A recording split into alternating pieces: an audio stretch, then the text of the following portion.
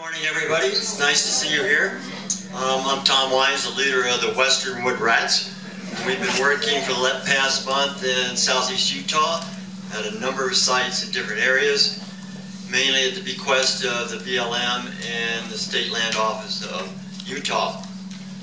We've been out there now 5 years, not counting what we did at Ridges. This is our 5th year in Slickhorn. So, we've seen a lot of sites. Our main goal here is to assist the agency, federal agencies and public agencies with recording sites that are under threat. See a lot of visitation, have been destroyed or badly damaged by vandalism, cows, humans, stuff like that, bugs.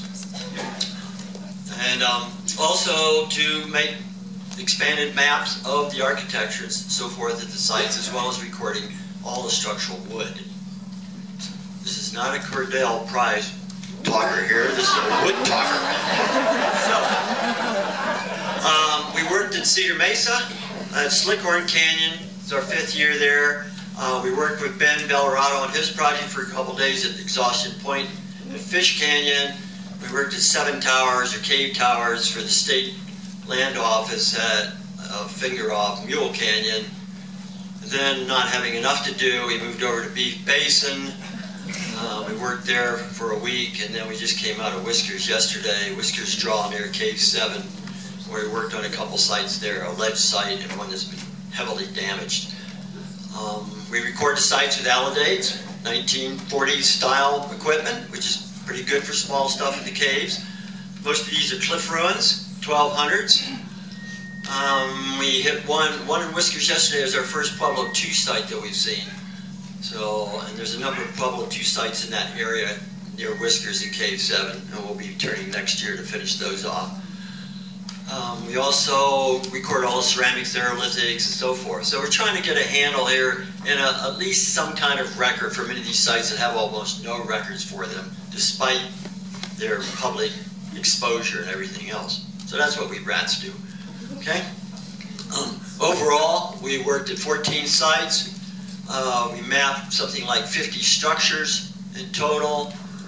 We documented 350 pieces of structural wood, and we took 133 tree ring samples.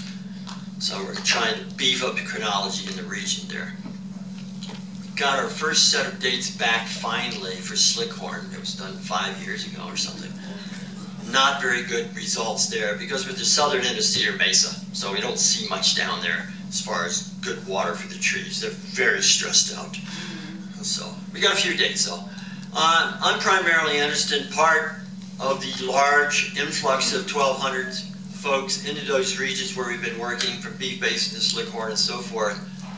And I think probably we can pin down maybe the year that we see this thing. Most of these sites have defensive features to them, and I'm sort of interested in when exactly that sort of threat thing materialized. And I would put that date about 1260 AD, based on very few dates, but I'm trying to see what the pattern is overall, if we can see exactly when these kinds of things happen and when people really started getting defensive. And some of these sites really show some concern. Threats, they've been burned or partially burned. Defensive things have gone up, and some of them are very perilous to work in. Yeah, they're barely, they're afraid of something. Okay?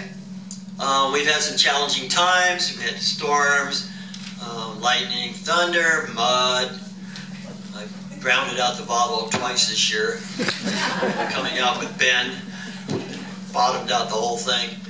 Made it in Beef Basin again, though. No problem there, though. The road is wretched going in there. At Ben's place, we had a thunderstorm hit us while we were working down. We roped down into the site. We had a monster storm move in on us while we were down there. It looked like we were going to spend the night. The waterfalls were cascading over our heads, and right down where we had our ropes, it was now, a torrent coming down, so it looked like a long, hard night, but it dried up a little bit, and we were able to get out. So, lots of challenges, roads damaged, so forth. Equipment, carrying heavy ladders. Carried a 28-footer down to Whiskers Draw and back, so I could get a call wall on the edge. 7-meter drop. That worked good, thanks to the BLM and Don Simonis, who personally bought the ladder so we could work. We We had some others. We hauled up 300-foot cliffs to work in ruins and so forth. It's tough, but we're hoping we're getting regional-wide more information on the settlement out there.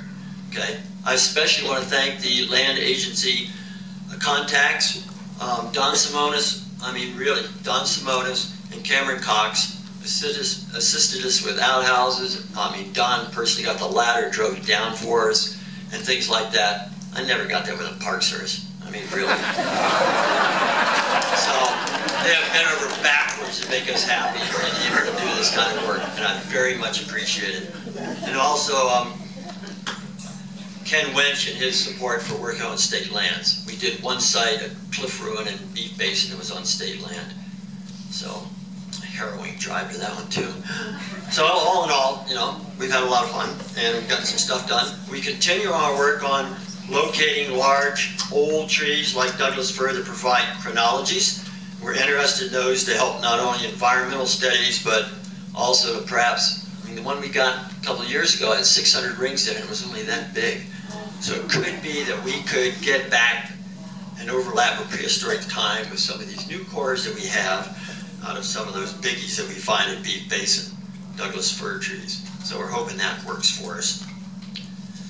Finally, I have also been involved with the eastern wood rats. Over in New Mexico, we started up at Las Golondrinas, a Hispanic living museum place. They've been dragging buildings in from all over northern New Mexico, primarily 1800 stuff. They've had no records hardly of those individual buildings. They sort of know where they came from, but they don't want much else. So the museum archives director is interested for us to start dating those things and trying to get at the history of some of those. And some of those come from other project sites in New Mexico that I've worked on. We got the dates back from St. Mike's Chapel in Santa Fe. Supposedly, you know, it was initially built in the early 1600s, then it got burned during the revolt. Built in 1710. We got wood out of a number of rooms that were added to the side of it from the chapel. Those date also in the 1710 period, so that was pretty neat, having that compiled in there. The chapel, by the way, is owned by St. Michael's High School, to give you an idea of how some of these things swing. We also did a house down the alley that a guy moved into from New York. He'd already sampled it, but he had another room that we didn't get into before. We got dates in the 1700s there. It's probably the earliest tree dated house, I think, in Santa Fe. So he was, you know, we got some real stuff in there. That was pretty cool. We got a number of sites in Santa Fe done. Finally, we got the dates back from some sites in Pecos, some village sites there in El Cerrito, all along the Pecos where I've been working.